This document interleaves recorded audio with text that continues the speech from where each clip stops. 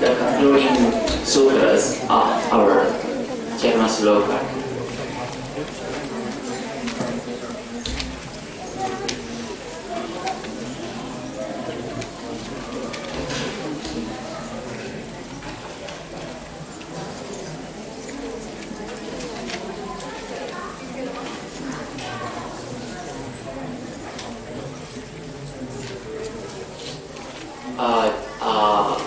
Just close the main door, keep that side doors open. So anybody wants to join, they can join from the side door. The main doors can be kept closed so that there will be less disturbance.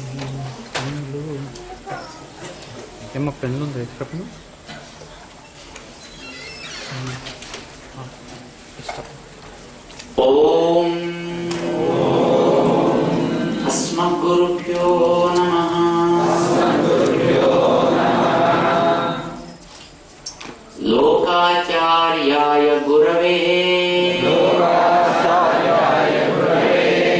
Krishna Padasya Sunave Samsara Bhogi Sandashta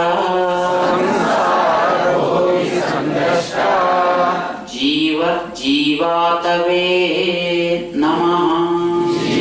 Jeevatave Namaha.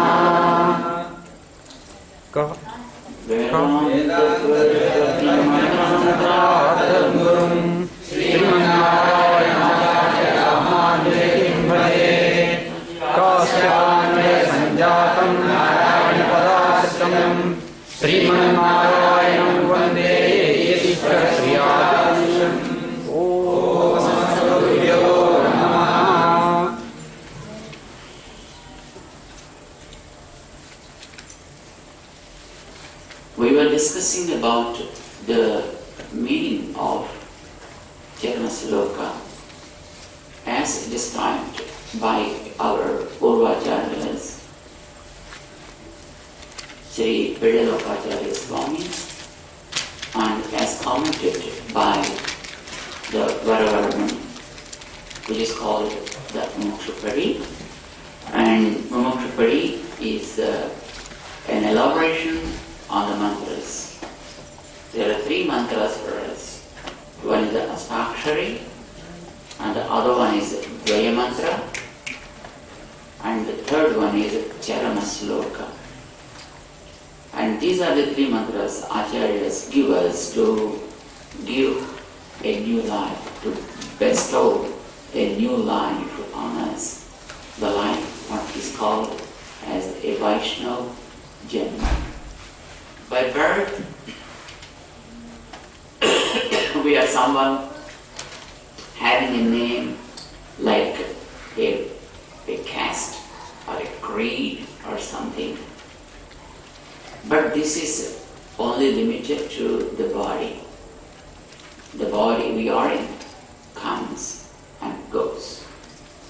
But we, the one with knowledge, will never die, never go. That's what the Vedas declared. And Upanishads assigned. And also in Bhagavad Gita, Lord Krishna declared that Na jayate mriyate va kadachit nayam bhutva bhavita va na bhuyaha. So the soul is eternal and it's having knowledge of its own. So also God, so also the nature we see around, which is called Prakriti. These are the 3 ultimate realities. So when we understand the reality of the life, then we should be free from all kinds of bondages. For that, we need to know that who is the one knows, handles, and releases those karmic bondages, and then we have to surrender to him so that he can help us. According to Vedic literature, it is said that Lord Narayana is the one who knows everything about the karmas and their bondages. And he only can handle the karmic records. And if at all someone has to release us from the karmic bondages, it's only the one, the Narayana. That's what all the Vedas very clearly mention. And then, how can he handle, how can? If you surrender, then he will be handling. But how to surrender then to Lord Narayana? It is said that you have to do Saranagati. You have to surrender to the Lord Narayana. And that surrender should happen through a Guru. So Guru, just like the father of a person, gives us a new birth. And the birth through a mother. And the mother is the mantra. So it is said in scriptures, mantro mata, guruhu pita. To the body, as we have a mom and dad, as dad gives this body to us through the mother. And so also, Guru is the one who gives us a new birth altogether through the mantra. So mantra is considered as mata. When we look at Lord Krishna, it is Vasudeva who gave birth to Lord Krishna through Devaki. Vasudeva is considered as the all-pervasive good qualities, which is called as sattva. So sattva is Vasudeva because it is staying here in the body with us, and then it shines always. When there is knowledge and it shines. When it is sattva, it really shines. But when it is rajas, dominated by rajas, then some color changes will be there. And when it is dominated by tamas, it will be totally closed. Just like the glass with black color, just cannot pass anything through that.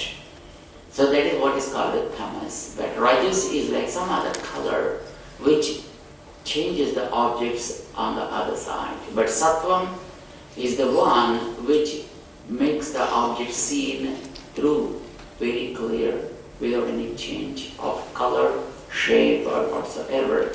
So sattva is considered to be the purest one, and that is also with us now, and it shines. Because it shines by pervasiveness, it is called Vasu and Div, Vasudeva. And then this Vasudeva gives birth to Lord Krishna when he is with Devaki. So Devaki is considered as Daivi Guna Sampat. Guna Sampat is the feminine gender. So all the Daivi qualities are considered as Devaki. So Devaki and Vasudeva together give birth to the Lord as their son. That is Lord Krishna. Takes birth there, but he won't be there. He takes birth there, but then he moves from that place and he reaches to a place where there is safety. Safety is there with Nanda, Gopa and Yasoda, who live in Nanda Vraj. Nanda Vraj is the place where the joy always stays. Nanda is Ananda. Vraj is a place where it can be obtained. So Nanda Vraj is the place of joy. And where there is a nice couple always ruling, and that is Nanda Gopa and Yasoda. Nanda Gopa is the one called who enjoys seeing the Lord and always keeps him in safety, who always protects him, who always takes care of Lord.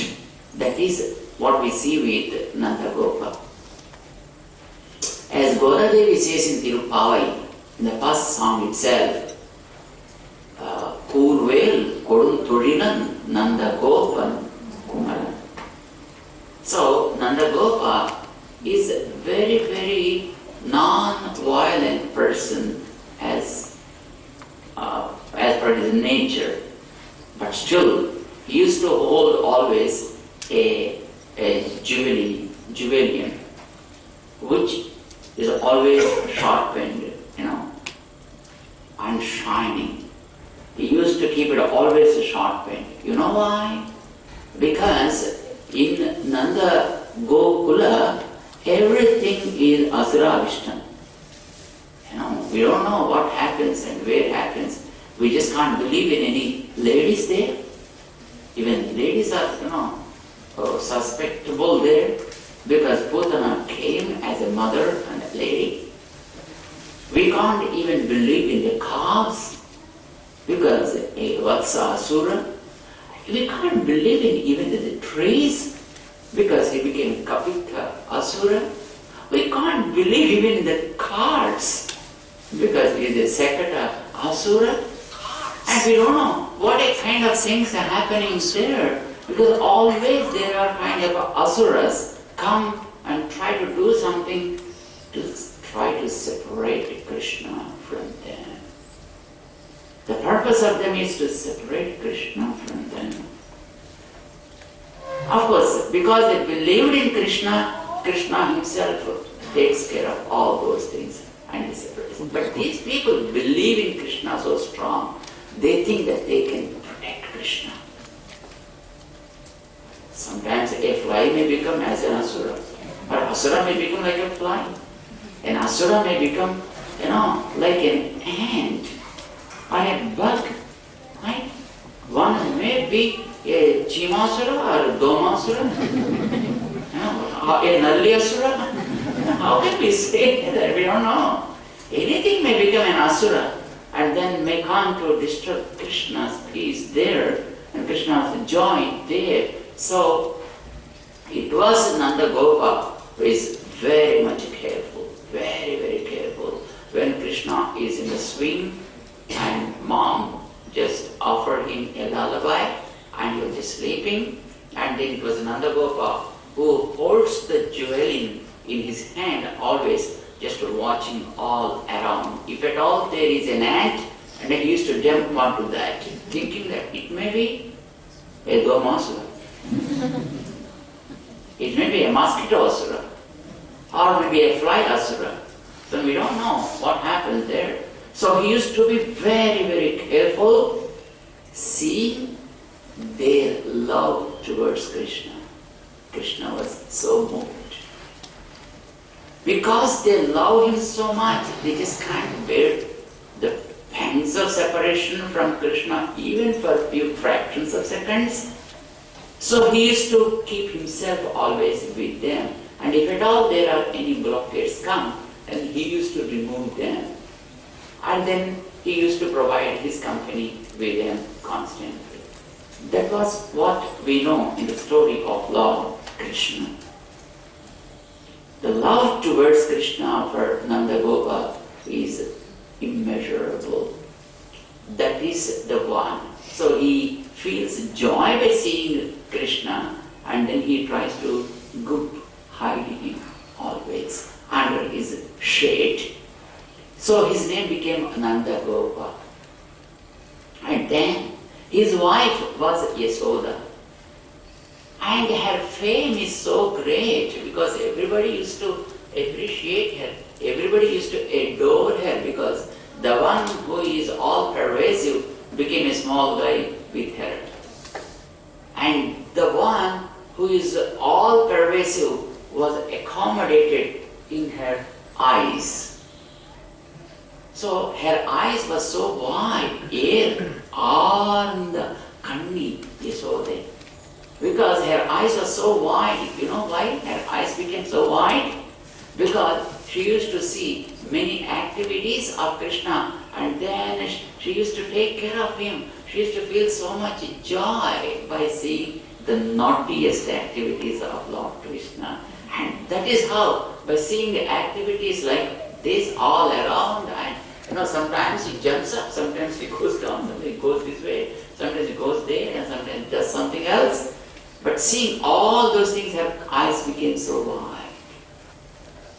The one all-pervasive one, when he is accommodating himself in the eyes, you can imagine how big those eyes would be. So that's why she is very wide-eyed lady. And her fame was, well known to all the Devatas, even because even Devatas also were very much fascinated to see the beautiful activities what Krishna was doing here. At the same time, how he was always under the control of Yasoda when she holds a whip and says, hey, don't open the mouth, close the mouth, don't cry. And then he used to be like this with her. So, people, not ordinary people, even Devatas were adoring Yasoda. Her yesses, Kirti, was immeasurable. So her name became Yasoda. Yasoda, who possesses yesses, Kirti, Yasoda. Krishna was the son of them. There he grows, feels that is the place probably for him. So he moves from there and comes here and then grows. It is a beautiful description given by the great sage Vedavyasa, like the sattva coupled with the Devi Sampat gives birth to the Lord. To the Lord in the form of mantra. When there are great sages with the sattva, and they're always grown with the Devi Sampat, and they saw the mantra in their heart during their meditation. They got experience. But Krishna was not there with them. They have seen the Lord through the mantra. But that mantra in a lineage slowly moved as Krishna moved from the jail and then crossed the river and reached Ananda Gokula. Like that, the Lord who appeared in the hearts of those great sages, just like born in jail, and then moved away from that slowly, crossed the big river of time. The time is just as a flow. Like the water that flows in the river, like the time is a big flow, right? And days, months, and years are just flowing through the time. No one can ever stop that. How deep it is, nobody knows about it. This is the time flow. And in this time flow, from those great sages, through the mantra, Lord slowly moved and reached Yasoda. Yasoda is another mantra which comes to us. Yeses Dadati is Yasoda. That is where God is appearing as the eighth birth. What is Krishna's number in the family? Number 8. Number 8, right? So, Lord Krishna comes down to us and appears because he is the one who is number 8. Astakshari. Astakshari. He grows as the child of 8. Astakshari. And this Astakshari, if we know, gives all sorts of yeses, all sorts of knowledge, all sorts of fame, all sorts of prestige for us by giving us good practice. And this practice giving mantra, which is called Astakshari, will be always with Nanda Gopal. And this yeses Dadati is Astakshari, is the mantra, and this mantra is always available with a guru. You just can't pick up mantra from the book. You can't just hear something and just you can chant it. It should come through a guru who should say, let this mantra work for this guy. And if he says so, then it starts working for us. So a lively connection is pretty much required for the mantra to yield its results on us, to give us good fruits. Thus, it is the Yasoda with whom Krishna grows always, and with her he is always just like a naughtiest person, but that Yasoda is always with Nanda Gopa as his divine spouse. That Nanda Gopa is Acharya because he is the one who feels joy thinking God and keeps God through the mantra safe in his heart, are safe with him. He reveals about God with people who are really having love and concern, and those who are not having any kind of love and concern and devotion, from them he keeps Lord away. He keeps them away. That is what our Guru does. So Guru is called as Nanda Gopa. Mantra is considered as Yasoda. And Guru is the father and mantra is the mother. And the one in the mantra is he, the Lord, who is all pervasive with all his divine qualities and attributes and activities. But sometimes you may understand, many a time you may not be able to understand what and why he did those activities. It doesn't matter, but just you can enjoy all the activities of the Lord. That is what the Lord. That is how he comes down. That's how he grows. That's how he does for us. That is the mantra. That is called Ashtakshari Mahamantra. So this Ashtakshari Mahamantra, when it is with Acharya, and it should reach us. The purpose of Krishna is to bless us, right? Ultimately, we should be blessed. We have to surrender to his lotus feet. For that, he does all the activities and eliminates all the hurdles which were all in between. That's what he did. When there were many demons like Putana, Sekata, Vatsasura, Kapithasura, Trunavata, Bakasura, Aghasura, many. And he removed all those asuras. He cleaned all of them. The real source of sending all these demons was the Kamsa. And ultimately he came back from Nanda Gokula and then he removed the Kamsa as well. And then he made the kingdom very pure. This is what his purpose of coming. The very purpose of his avatar is to clean up all the bad stuff from us and fill up his divine grace in us. That's what he proved there. Born in jail, went out from the jail, cleaned every stuff, returned to the jail and opened the jail. And then, he brought everybody out from the jail. And the Madhura was so happy. And this is the Madhura. This is the Madhura we live in. Because this is always brings God here.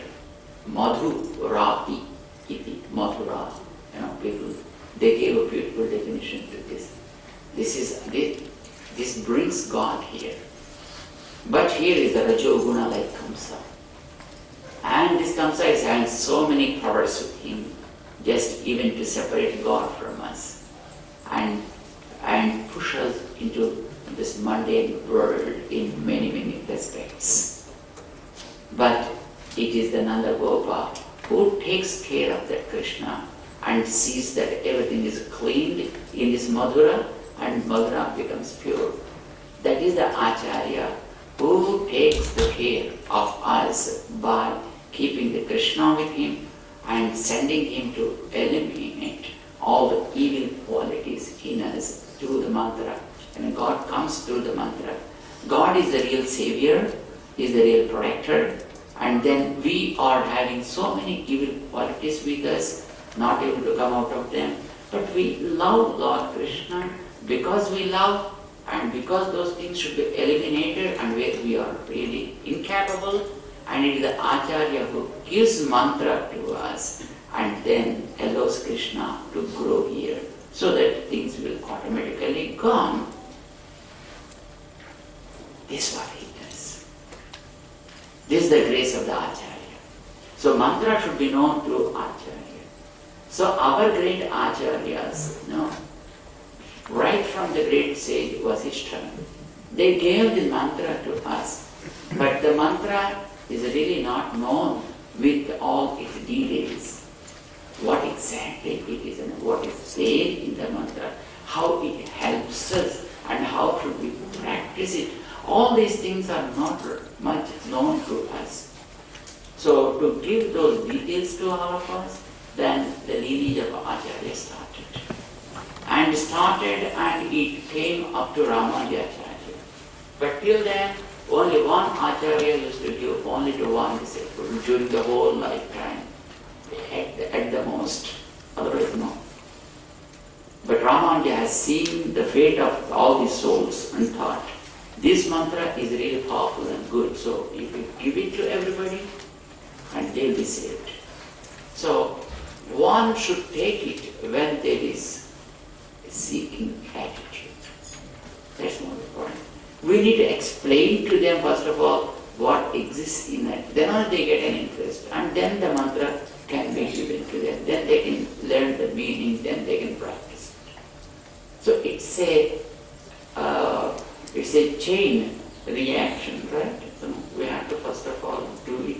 His grace must be there for that, and then we have to realize it, and then we have to fix our buddhi on that, and then we have to think of that, then we have to do something with it. So all these one after the other is how they go. So Acharya wanted to give us the real meaning of the mantra. There are mantras which elaborate the meaning of the mantra. Ashtakshari, there is Dvaya mantra. So Acharyas picked up the Dvaya mantra also from the Upanishads and they added with this. And then they gave us Tirumantra, they gave us Dvaya mantra. And again it's the God who after seeing these two mantras he found something is not clear. And then he wanted to just make it very elaborative and clear to us. And then he gave another mantra which is called as the last message from this Bhagavad Gita. That's what is called as the Charama Slokam. So put all these three together like Tirumantra and Dvaya mantra and Charama Slokam. Then you get the real meaning of Ashtakshari the Tirumantra, and then you can have the real faith in God and inculcate good faith in God, and then you can accept God. This is very much needed for all the human beings, for which Acharyas just gave 1, 2, 3 in an order, Tirumantra, Dvaya and Charama Slokam. First of all, just know that, and then try to understand the meaning. Knowing that is not important, and doing it with the kind of feel is very important. Isn't it? Just feeling is more important, for which you need to understand the essence of what the mantras are and what the link between them. This is where Ramanujacharya initially went up to the temple tower and opened the mantra to the masses and requested all the acharyas initiated by him to go around the world and just give this mantra and its meaning to whoever are interested. And the momentum started. But even then, it was very, very, very strict. And it was in Sanskrit. Those who know Sanskrit used to know this. Those who practice that only used to do things. Others, no. But during the period of Acharya Swami, he thought, no, it should be brought down to the common man's level, for which whatever the local language people use, let it be given in that language. That's what's wrong with it. Anyway, when you know it from the origin, from the original source like Sanskrit, and you are obviously not translating in your mind at least for your own sake, so that you understand, practice. So why can't I myself can give? Then he started writing the essence of Ashtakshari, the mantra, Charama Slokam, and that is named after Mumukshupadi. What is the name? Mumukshupadi. So he named the Mumukshupadi, in which there are 3 prakaranas. And in first prakarana he talked about the Ashtakshari Mahamantra, and in the second he talked about the Dvaya Mantra, and in the third he elaborated about Charama Slokam.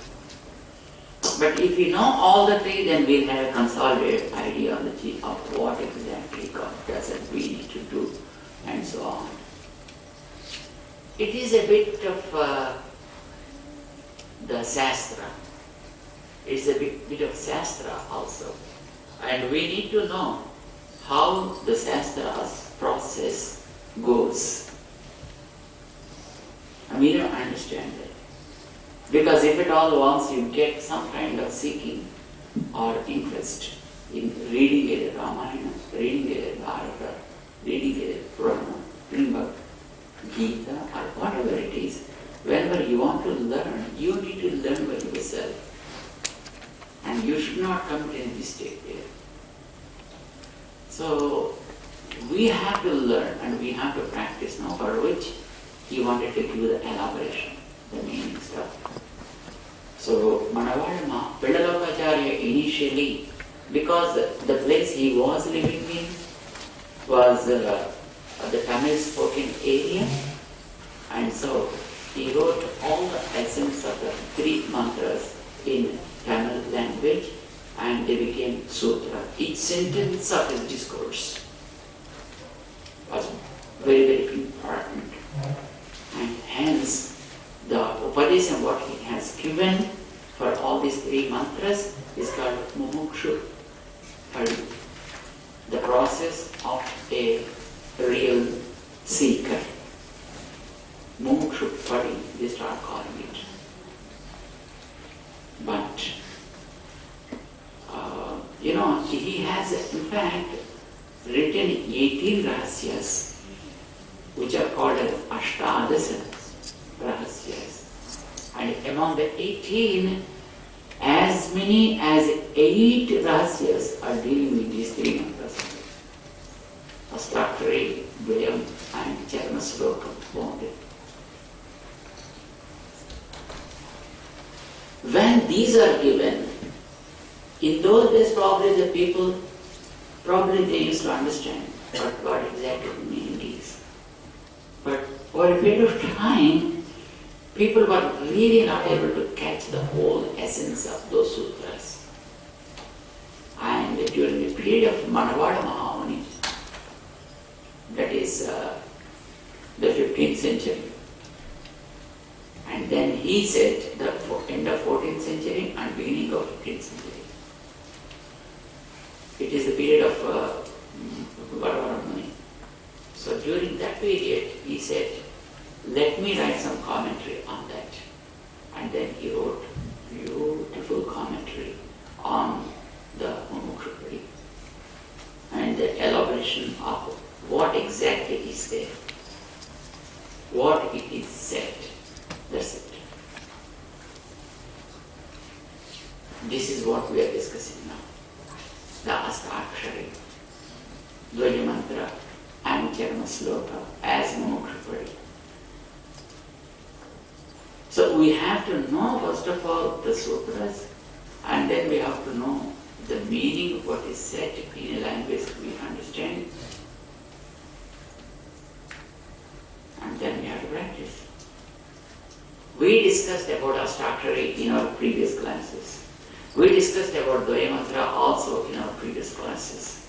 And now we started discussing about the Charama Slokam, the third of the mantras, what the Pedalokacharya Swami elaborated and also commented by Manavada Mahamuni.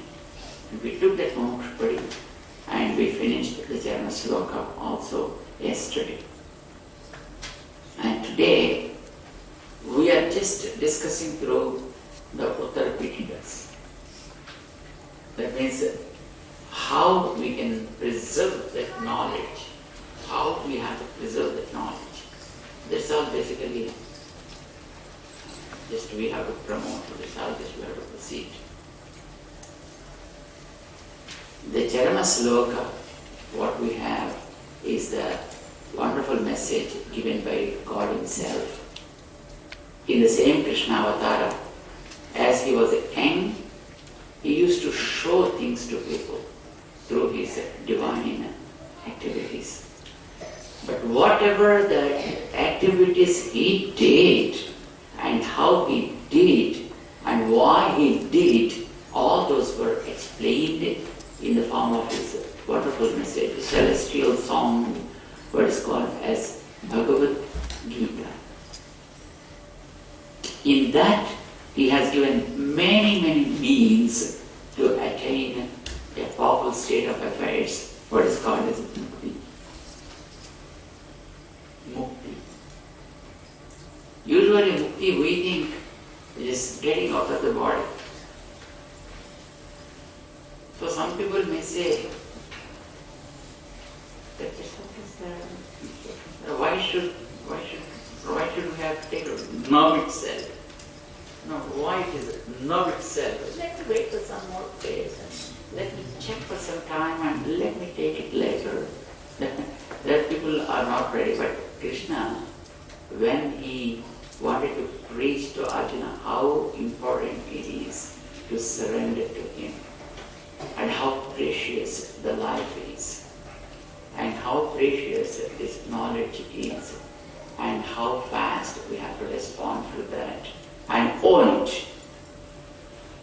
He wanted to say that. And ultimately he wants to put us on the right track of action.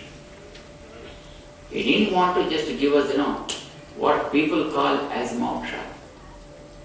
What people think as moksha? What is it people say as moksha? Huh?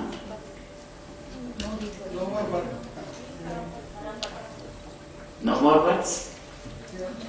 No more births? Is the purpose? Go to Vaikuntha. Is it mukti? But how does it happen? When the karma bondage is gone, that happens. So what is the blockade for us to put us in all these sorrows and stuff like this? While putting us in all the limitations. What is that? It's the karma bondage. And what do we want now? We don't want to discard the family. We don't want to die.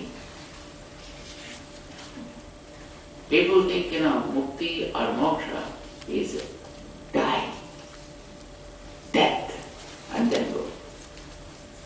Because other people say only that. Because there is moksha. Heaven is there. You have to repeat this and you have to go there. Because there is heaven. For us, where is the heaven? For us. Vaikuntha. Where is the Vaikuntha? Where the Lord is. And where is the Lord? With us. With us. Everywhere. Everywhere. That is Parampara. So, you need not really go anywhere to reach Parampara. Unfortunately, you are in Parampara. But you forgot that you are in Parampara.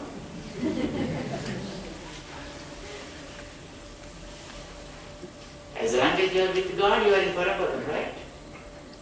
But you turn like this. That's all it is, so simple. Have you seen a nice mukku or people draw during the Dhanurmasa? A nice mukku. You know mukku, right? The rangoli or the draw? During the Dharmasa they used to draw so many mokus. One among such drawings, what they do with the what powder it is? Calcium, not rice powder. Sunam, calcium. So they use rice, but the main thing is that the calcium. Calcium carbonate. Calcium carbonate. That is what we call the mugu. Sunam. Mugu, sunam, both are one? No.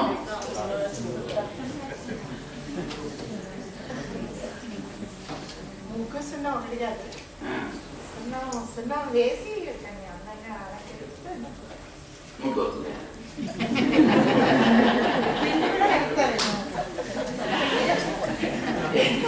You know seashells? Seashells. And in the seashells, if you add hot water, that becomes the lime, sunnam. But if you add cold water, it becomes powder. That is muku. But the source is the same for both. You know the seashells, right? Small seashells should be there. They bring those seashells, and if you use the boiled water, hot water, then the whole thing gets melted. Okay? With that, they used to paint all the walls, and that's really healthy. No mosquitoes will be there. And no insects will be there. Because of the smell that it has, so things will be pure, and is a healthy atmosphere is maintained. But you have to make it with boiled water. They pour boiled water, and then they not churning. Grind. It's not even grinding, just they move it. Stir it. They stir it. And then the whole thing turns to just water. And take that water with buckets and just keep applying. It's very simple. But if you pour cold water, the same stuff, and then move, the whole thing becomes just powder. Powder. That is what you call mugu. The smell will be so much. Yeah. And it's healthy too. That's how they used to put. And of course, they used to do sometimes with the rice powder as well, with rice flour. That is after making this again muku, they add this and then they used to draw the stuff. They used to put all the mukus, so many long drawings they used to have in front of their homes in olden days. Nowadays I think probably such practices have totally disappeared. One among them is a bird they used to draw with two heads. A bird with two heads. Do any one of you remember that? How do they draw the faces? The faces will be like this. The bird's body will be like this with two necks, but the faces, they used to, maybe just like they are this. They are the stars. Kongal. The faces they used to draw like this. Though they are mukus, but they always taught us all these kinds of skills to teach something philosophy. There is a nice philosophy embedded behind all these practices.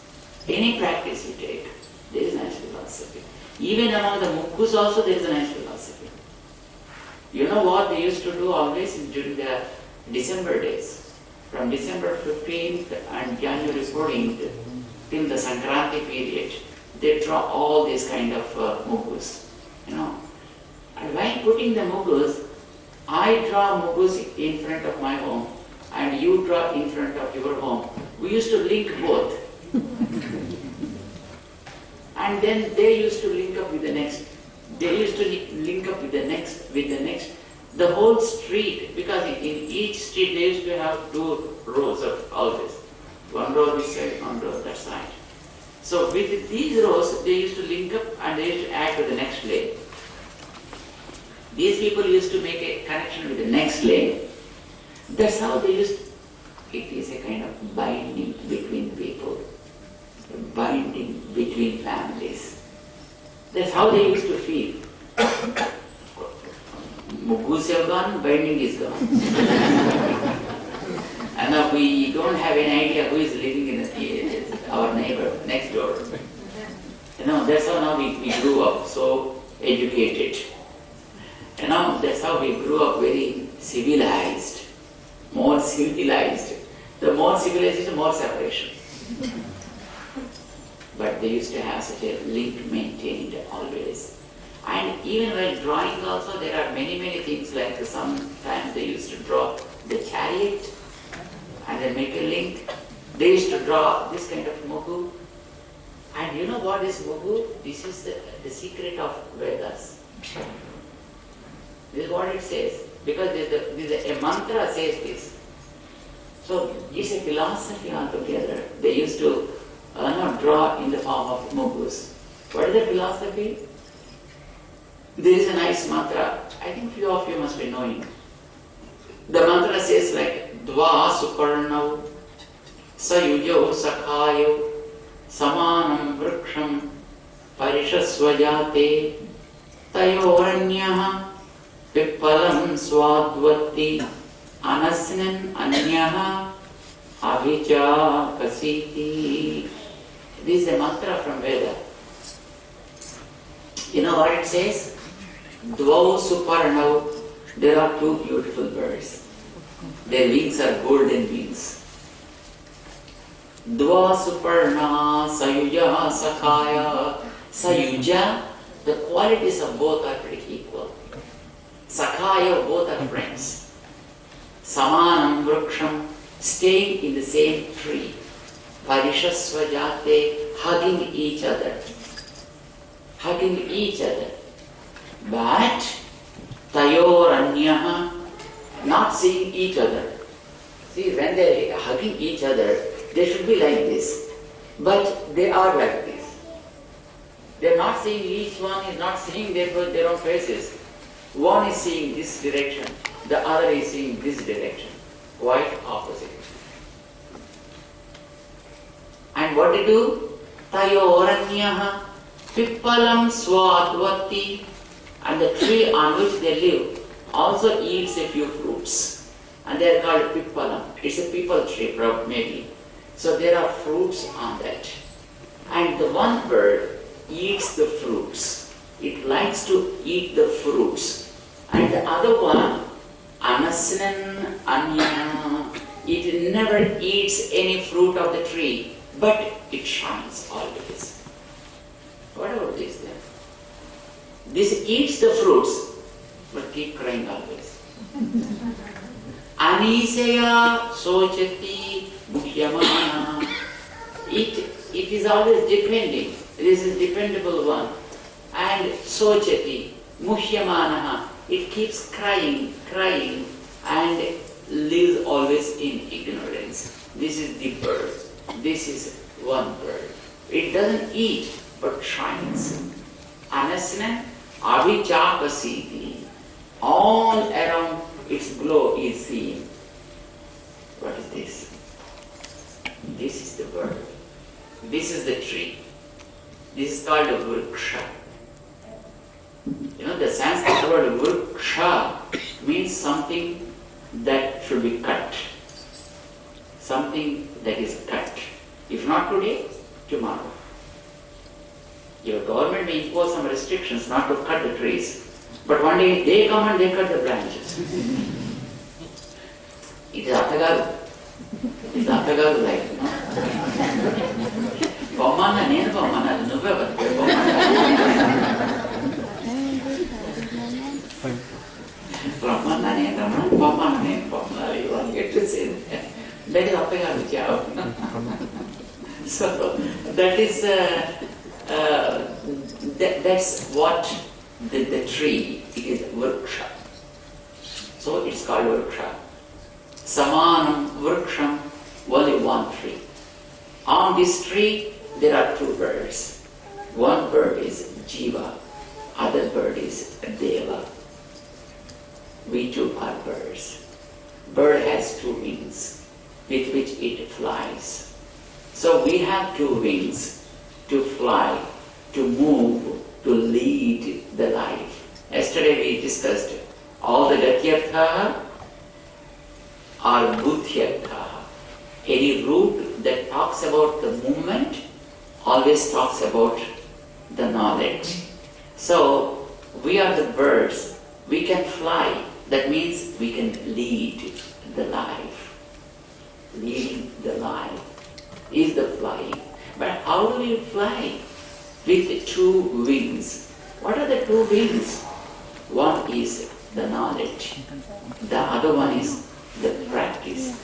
Jnana, anusthana. Jnana, anusthana.